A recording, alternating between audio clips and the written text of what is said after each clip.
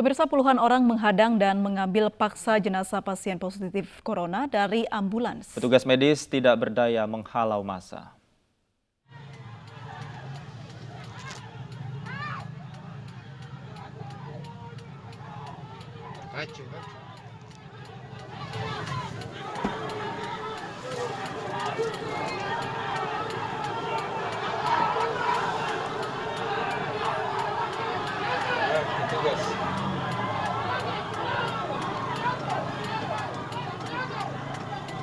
Massa nekat mengambil paksa jenazah dari dalam ambulans saat melintasi kawasan Jenderal Sudirman, Kota Ambon. Tugas medis pun tidak bisa mencegah aksi massa ini.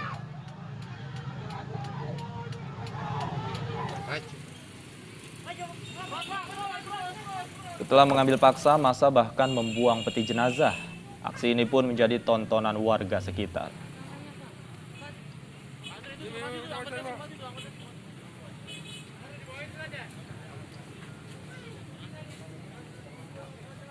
Sebelumnya keluarga salah satu warga desa Walo, Maluku Tengah menolak pasien dimakamkan dengan protokol COVID-19.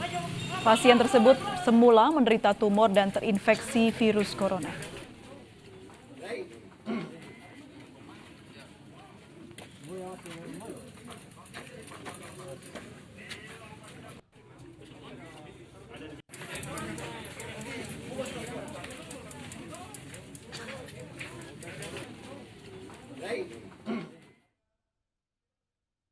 Pemprov DKI Jakarta terus melakukan rapid test dan swab test terhadap warga Kebayoran Lama. Tes massal dilakukan di gelanggang remaja Kebayoran Lama. Jumlah kasus positif di DKI Jakarta terus meningkat. Tercatat ada 10.404 terkonfirmasi warga DKI positif COVID-19. Pemprov DKI Jakarta melakukan rapid dan swab test terhadap warga di Kebayoran Lama, Jakarta Selatan yang berlokasi di gelanggang remaja Kebayoran Lama. Rapid test dan swab test yang dilakukan pagi tadi diikuti warga yang ingin mengetahui kondisi kesehatan mereka.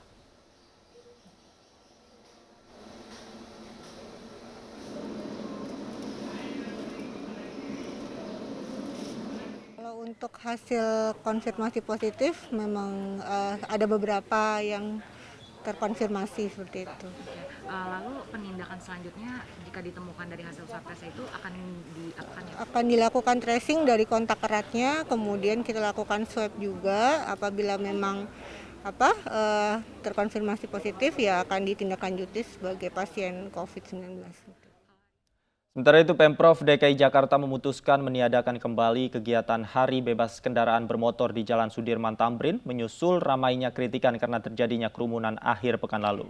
CFD hanya diberlakukan di 32 kawasan di 5 wilayah ibu kota. Berikut keterangan pers Kepala Dinas Perhubungan DKI Jakarta, Syafrin Liputo beberapa saat lalu.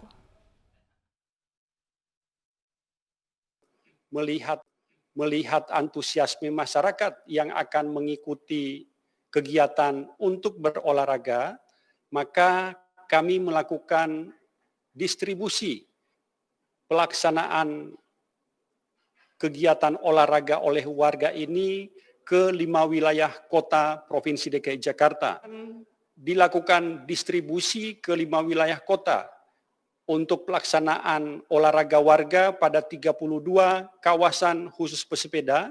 Kami harapkan warga Jakarta yang akan melakukan aktivitas olahraga dapat langsung menuju ke wilayah lokasi-lokasi olahraga tadi, lokasi-lokasi kawasan khusus pesepeda tadi, dan tidak perlu menuju ke Jalan Sudirman Tamrin. Selanjutnya, untuk Jalan Sudirman Tamrin, kami lakukan peniadaan Hari Bebas Kendaraan Bermotor, namun di sana tetap dilaksanakan penyiapan jalur sepeda sementara sebagaimana saat ini yang sudah berjalan. Kami berharap bahwa warga Jakarta yang pada masa pelaksanaan PSBB pada 3 periode lalu yang sudah demikian taat dan patuh menjalankan seluruh ketentuan pelaksanaan PSBB termasuk di dalamnya menjalankan protokol kesehatan, di mana secara individu telah terjadi kebiasaan melaksanakan protokol kesehatan, maka kami mengajak tetap menjalankan protokol kesehatan dengan baik secara kolektif pada ruang-ruang publik yang kami sediakan, yaitu pada 32 kawasan khusus pesepeda. Kami berharap bahwa seluruh warga yang berada di kawasan khusus pesepeda tidak melaksanakan upaya kerumunan atau nongkrong maupun kongko-kongko. Silakan Anda berolahraga dan terus bergerak sehingga potensi terjadinya kerumunan pada 32 kawasan khusus pesepeda kita dapat hindari, dan tentu kita sebagai warga Jakarta dapat segera menuju masyarakat yang sehat, aman, dan produktif. Penambahan kasus COVID-19 di Jawa Timur kembali menempati peringkat pertama. Dalam kunjungannya ke Jawa Timur kemarin, Presiden Joko Widodo bahkan meminta Pemprov memperbaiki kinerja penanganan COVID-19.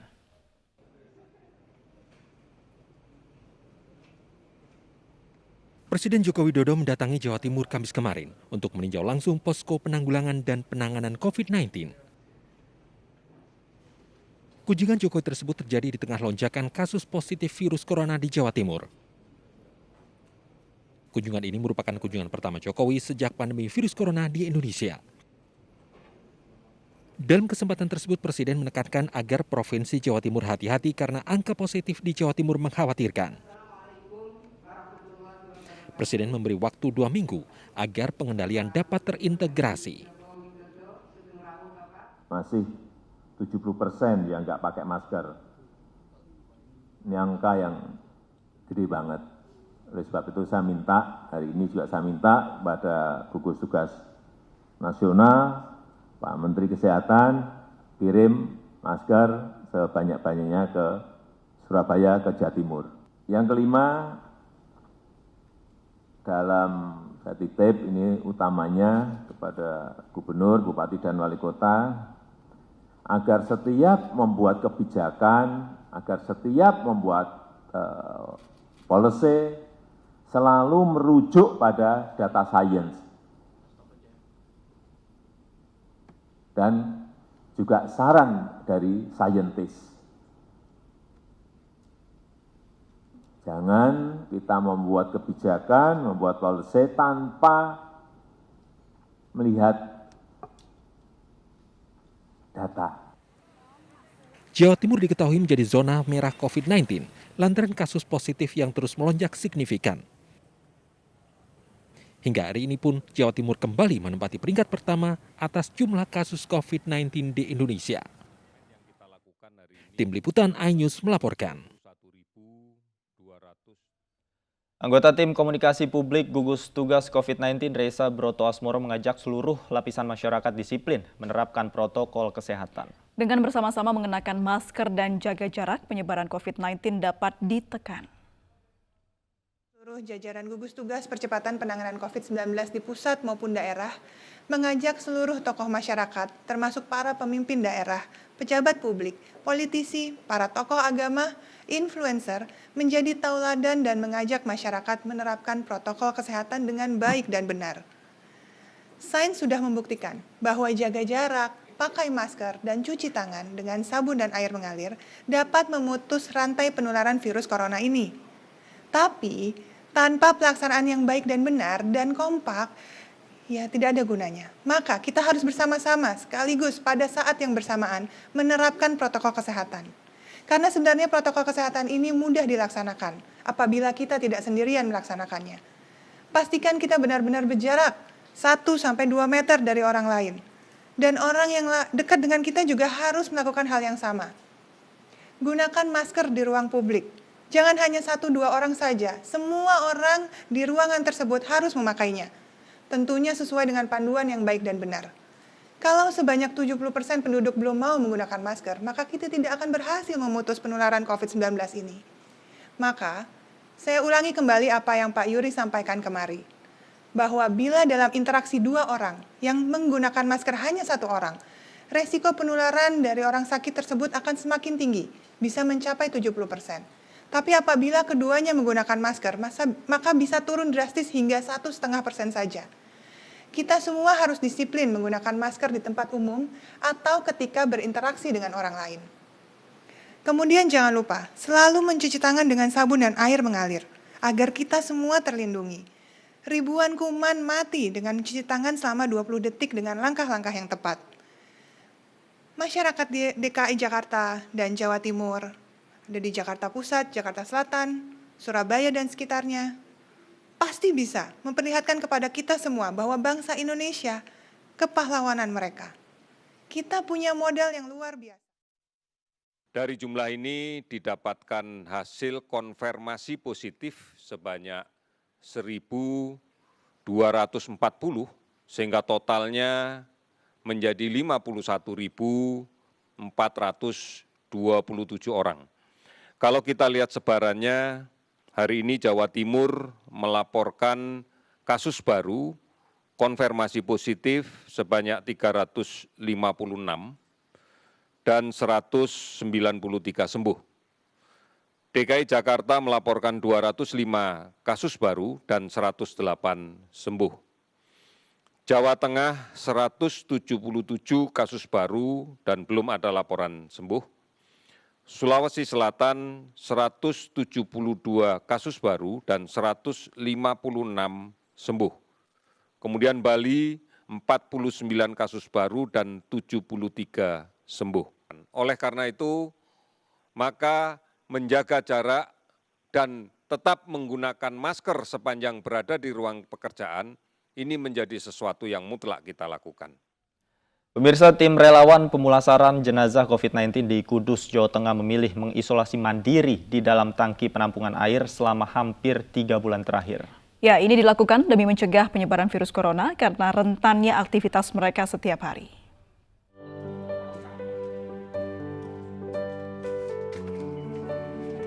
Sudah hampir 3 bulan terakhir ini, tim relawan pemulasaraan jenazah COVID-19 yang dibentuk Badan Penanggulangan Bencana Daerah Kudus, Jawa Tengah, mengisolasi diri di kantor BPBD. Meski disediakan aula di kantor BPBD untuk beristirahat, sejumlah relawan memilih tinggal di tempat penampungan air yang kosong. Selain untuk tetap menjaga jarak antar sesama anggota tim, ini mereka lakukan karena sadar aktivitasnya sangat rentan terpapar virus corona. Selain itu, tim relawan mengisolasi diri mandiri di kantor BPBD untuk memberikan rasa aman pada keluarga di rumah yang sudah tidak pernah ditemui sejak mulai bertugas di masa pandemi COVID-19. Sudah puluhan jenazah baik positif COVID-19 maupun pasien dalam pengawasan yang pemakaman ditangani oleh tim relawan yang bekerja tanpa mendapat bayaran ini. Dari Kudus, Jawa Tengah, Nur Hoirudin, iNews melaporkan. Dan saat ini sudah bergabung bersama kami Kristanto Eko Wibowo, relawan pemulasaran jenazah COVID-19 yang mengisolasi diri di Tandon Air. Selamat sore Pak Kristanto. Selamat sore. Baik, Pak Kristanto, apa alasan Bapak mengisolasi diri di Tandon Air, Pak? Apa tidak panas di sana, Pak? Tidak panas sih, nyaman di dalam Tandon Air. Kenapa memilih Tandon Air, Pak? Karena tempatnya ya strategis, kecil, sesuai dengan tubuh manusia sih. Tidak disediakan tempat yang lebih layak begitu? Kalau disediain ada tempat untuk isolasi bagi tim pemakaman, tapi saya lebih nyaman di Tandon Air. Lebih nyaman di Tandon Air, Pak, ya. Sudah berapa lama, Pak, Bapak mengisolasi dirinya di Tandon Air itu, Pak? Sudah 2 bulan. Sudah 2 bulan, cukup lama, Pak, ya? Iya. Kemudian tanggapan dari keluarga seperti apa, Pak, ketika Bapak memilih untuk mengisolasi diri di dalam Tandon Air itu, Pak? Keluarga mendukung untuk kegiatan isolasi mandiri di Tandon Air, mendukung sekali. Ada berapa orang yang bersama-sama Bapak mengisolasi di Tandon, Pak? Kalau sama saya ada 3 teman yang ikut di dalam Tandon Air. Baik, awalnya siapa Pak yang mengidekan untuk isolasi diri di Tandon tersebut? Ya, pertama saya sendiri iseng-iseng di depan Tandon, saya lihat di dalam kok nyaman gitu, terus kebiasaan di dalam ya sering di Tandon Air. Baik, Bapak tadi bilang nyaman, apakah tidak banyak nyamuk, Pak, di situ, Pak? Tidak, kalau malam hari ada sinar, ada bat nyamuk sih ada. Kalau nyamuk nggak ada sih. Rencananya mau berapa lama, Pak Pak Kristanto tinggal di Tandon? Ya selama pemakaman COVID masih terus ya kita tambah terus gitu. Berarti tidak tahu ya Pak ya kapan harus kembali ke rumah begitu. Apa tidak ada rasa rindu Pak dengan keluarga Pak? Rasa rindu ya ada, setiap hari, setiap malam video call-an terus. Untuk memenuhi kebutuhan sehari-hari seperti mandi, makan, seperti apa Pak? Kalau di belakang toren ini sudah ada tempat mandi lengkap, sudah ada, difasilitasi dari kantor ada semua. Baik, makanan pun begitu ya? Iya. Baik, Pak Kristanto, kemudian alat apa saja atau perlengkapan apa saja Pak yang Bapak bawa turut serta saat isolasi mandiri ini Pak? Yang sering saya bawa yaitu tikar, bantal, sama selimut, terus cacasan HP, perlengkapan pribadi lah. Baik, Pak Kristanto, terima kasih ya sudah bergabung bersama kami. Mungkin terakhir Bapak bisa sampaikan kepada keluarga apa yang mau disampaikan Pak? Ya, saya di sini baik-baik saja di dalam Tandon Air untuk isolasi, jangan khawatir, aman di sini gitu. Baik, terima kasih Pak Kristanto, semangat terus ya untuk bisa membantu selama pandemi COVID-19 ini. Selamat sore Pak. Pemirsa, mari kita dukung para pejuang kemanusiaan dengan peduli melawan penyebaran virus corona. Bantuan bisa disalurkan melalui rekening yang tertera di layar televisi Anda.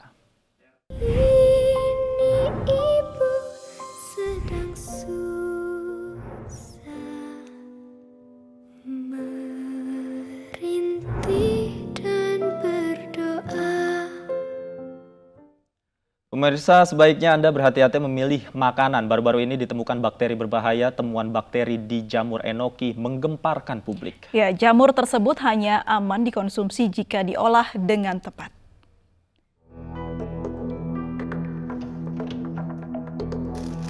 Sejak kemarin masyarakat dihebohkan dengan pemberitaan mengenai bahaya jamur enoki untuk dikonsumsi. Pasalnya jamur tersebut banyak dikonsumsi oleh masyarakat Indonesia. Pemerintah telah melakukan uji coba terhadap jamur enoki yang berasal dari perusahaan Korea Selatan. Hasilnya jamur tersebut mengandung bakteri Listeria. Bakteri tersebut merupakan salah satu bakteri yang tersebar luas di lingkungan pertanian. Bahkan karakter bakteri ini tahan dengan suhu dingin. Mengkonsumsi jamur enoki yang mengandung Listeria dapat menyebabkan penyakit listerioses, bahkan dapat menyebabkan meninggal dunia. Badan Ketahanan Pangan Kementerian Pertanian pun bereaksi cepat dan meminta pelaku usaha importir untuk menarik dan memusnahkan jamur enoki yang beredar di Indonesia. Pemusnahan jamur tersebut dilakukan pada 22 Mei dan 19 Juni 2020 di Bekasi. Namun saat ini, di Indonesia sendiri belum ditemukan adanya kasus luar biasa akibat terkontaminasi bakteri dari jamur enoki tersebut.